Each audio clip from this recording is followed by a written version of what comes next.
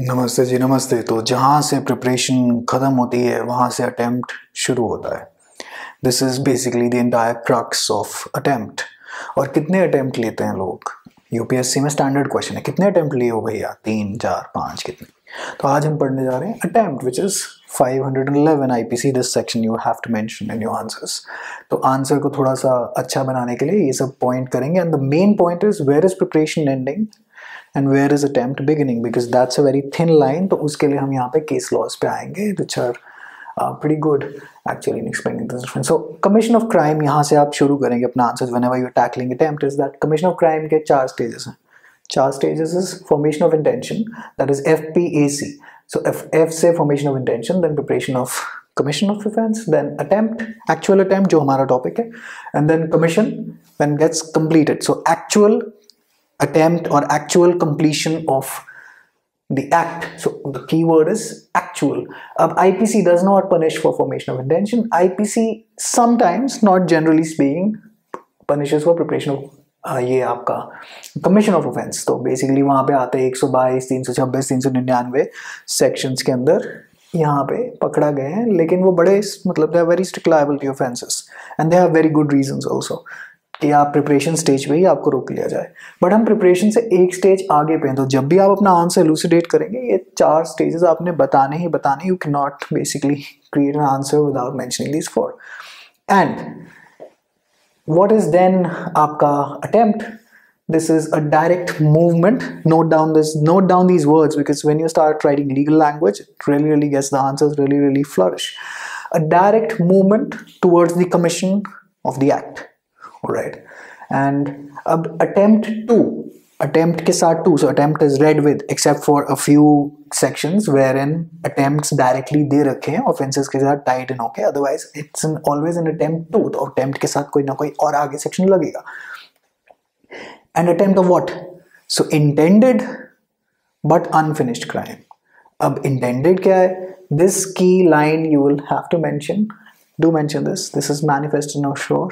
Intention, तो तुमने जो ना कहा वो मैं सुनते रहा, या तुमने जो नहीं किया वो मैं पढ़ गया। तो अब मैं क्राइम में बेसिकली वो आपका जज साहब ये तो नहीं कहेंगे ना कि बाप रे तुम ये सोच रहे थे, तुम्हें इस बारे में इसलिए हम पकड़ेंगे, नहीं। There has to be an attempt, so it has to be an action that is actually taken towards the commission of an offense. Offence के लिए कमीशन करोगे ना, कुछ आगे एक कदम आगे बढ़ाओगे तो वहीं पर रोक लिया IPC. So it is the manifestation of your the accused's intention to commit an offence, क्योंकि अदरवाइज तो मन के अंदर ही किसी को लेटर से किसी ने थप्पड़ मारना है और वो घूमते रहा और कुछ नहीं कर पाया, तो मैनिफेस्टेशन हुई तो नहीं। Like for example when you like someone and you have a crush on someone and then you never tell them, where is the manifestation of intention? सामने वाले को ख्वाब आएगा। They can only decipher it by your actions, कि जब सामने वाला class के अंदर घुसे तो आप थोड़े से कप आ रहे हो, या आपको दूसरा वाला दोस्त छोड़ रहा है कि वो आ गया, वो आ गई, तो सामने वाला अगर वो देख ले तो हो जाएगा। And if you take one step in asking him or her out, then that is an attempt. भाई अटेम्प्ट तो करना ज़रूरी है, लेकिन आईपीसी में नहीं, आईपीसी में तो मार दिए जाओगे। So is it an inchoate crime? Yes, this is an inchoate crime. अगर आपने यूनिवर्सल करी थी एंट्रेंस लॉ एंट्रेंस एग्जामिनेशन, तो इनकोएट क्राइम वो इनको बड़ा पसंद है, तो वहाँ पे आते ही रहता है। इनकोएट क्राइम 3 तरीके के होते हैं। इनकोएट का वैसे मतलब क्या होता है? Something that is just began, so it's an inchoate journey. मतलब अभी इनकोएट जर्नी टू अमृतसर, मतलब दिल्ली से जस्ट अभी निकला हूँ, ज़्यादा दूर नहीं पहुँचा। Inchoate is attempt, criminal conspiracy and incitement. 3 things mention, तभी तो आंसर थोड़ा सा लंबा खींचेगा ना, क्योंकि केस में फैक्ट्स पे फैक्ट्स खींच के नंबर नहीं आते, यहाँ से आते हैं। ठीक है जी। Then mention these section 307, 308, 309 and then 511। तो 307 is attempt to commit murder, then attempt to commit culpable homicide not amounting to murder, and then attempt to commit suicide. 307, 308, 309 is attempt tied in with the offenses, so they have separate sections altogether. And then 511 जहाँ पे attempt कोई भी offense जो defined ही नहीं है IPC में कहीं पे, तो वो आपके 511 के अंदर आ जाता है। Whereas explicitly attempt is defined anywhere in the IPC? No. So it's very broad sort of a thing. So you will have to read into the words of 511. सो जहाँ पे प्रिपरेशन शुरू होती है और जहाँ पे प्रिपरेशन खत्म होती है, शुरू होने से क्या करना है, वहीं से अटेम्प्ट शुरू होता है। और अब इसको जानने के लिए कि ये माजरा क्या है, कि ये खत्म कहाँ हो रही है प्रिपरेशन, हमें केस लॉस देखने हैं, ज़्यादा कुछ नहीं है अटेम्प्ट के अंदर। When we come to Abhayanand Mishra versus State of Bihar, I'm sorry for my writing. I think my marker messed up. So Patna university में एमए करने गए थे प्राइवेट कैंडिडेट, फोर्ज डॉक्यूमेंट्स के साथ इनको एडमिट कार्ड दे दिया गया, but somebody informed the university or somebody or the university got to know, that's what my book says. अब how did they get to know, we really don't know. So they got to know that due to a corrupt practice he was debarred for a certain number of years or certain period of time from appearing for or have to do anything with the university. So now he said, look boss, मैं तो अभी तो शुरू भी नहीं करी अपनी MA, कुछ भी नहीं किया, I was only at the preparation stage.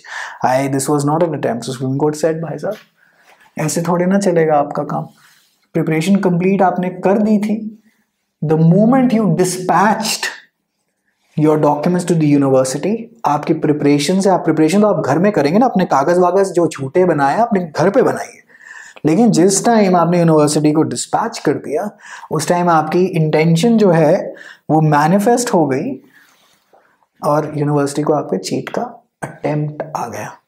तो इसीलिए बड़ा सिंपल सा केस है कि मतलब घर पे बैठे प्रिपरेशन, और जैसे ही आपने कोई भी एक्शन ले लिया उस चीज़ को कमिट करने के लिए, आपका सीधा साधा अटेम्प्ट आ गया। सिंपल सा केस लॉ है, right.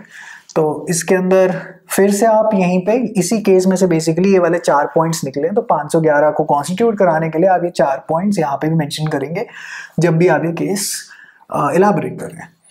And one another point from this case, only 2 points, 4 point preparation complete कब हुई, जब आपने डिस्पैच कर दिया, एंड देन आपकी इंटेंशनल एक्ट बेसिकली ये जो है ये need not be the last act, मतलब फाइनली जब आप एमए करना शुरू हो जाएं, जैसे आपका डिफेंस ले रहे हैं आप, that oh I didn't start MA boss, what did I do, no, whenever you dispatched it, it can be any act at any stage towards the commission of the offense.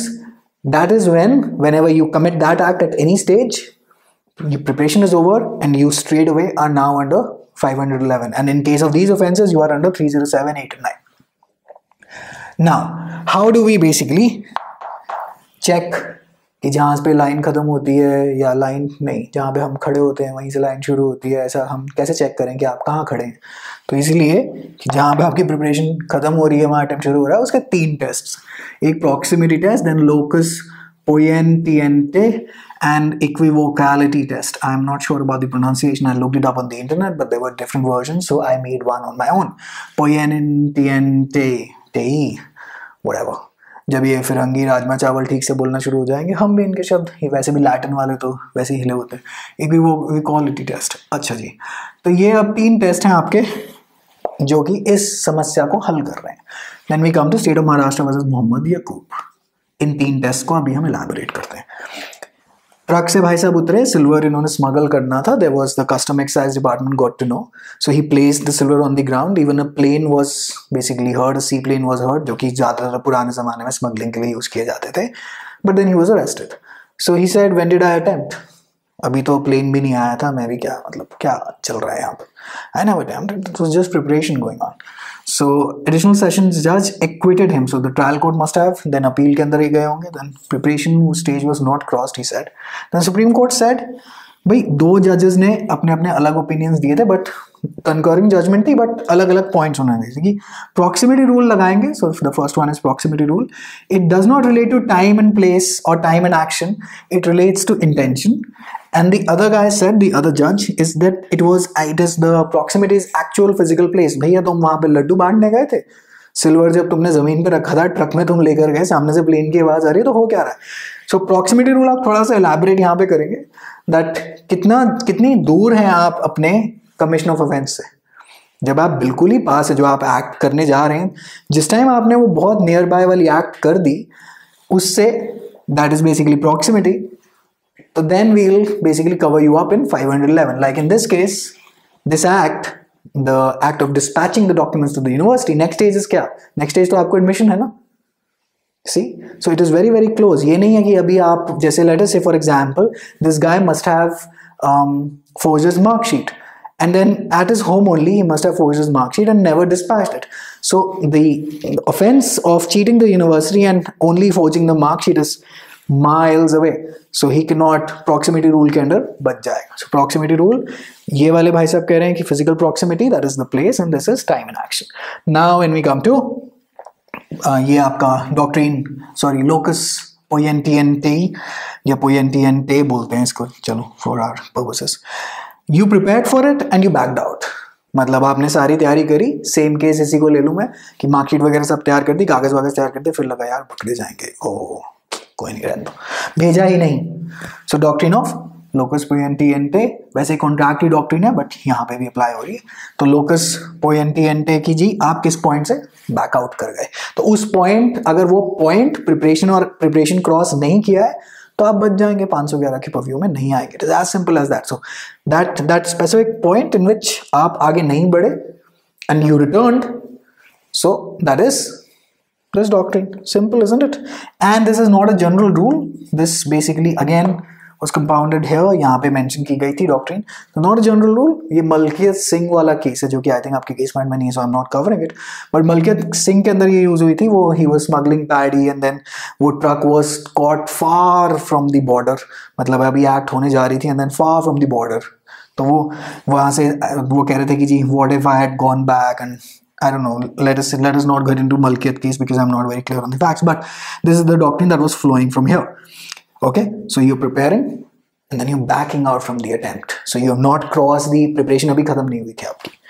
फिर हम आते हैं continuation of proximity rule, and this doctrine is the equivocality test.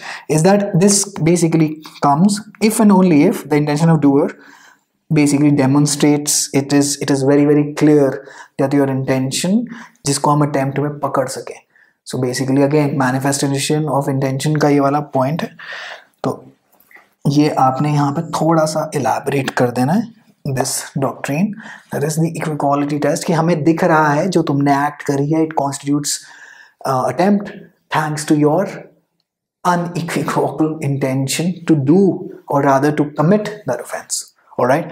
अब एक सवाल जिसके अंदर आप अपने आंसर में ये जरूर मेंशन करेंगे कि इम्पॉसिबल एक्ट्स कवर्ड हैं, तो इलस्ट्रेशन देखेंगे जरा, वो डी वाली जो जिसमें जूल बॉक्स है कि वो जूल बॉक्स खोलता है, there are no basically jewels in it, so has he committed an attempt or not.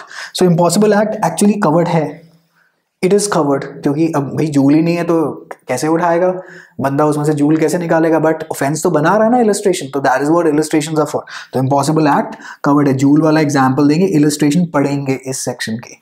Alright, now we come to Om Prakash versus state of Punjab. So यहाँ पे हमने दो केस यहाँ पे कवर कर लिए. ओम Prakash versus state of Punjab में क्या है कि बिमला देवी जी थी, पंजाब का केस है, लुधियाना के आसपास का या लुधियाना का.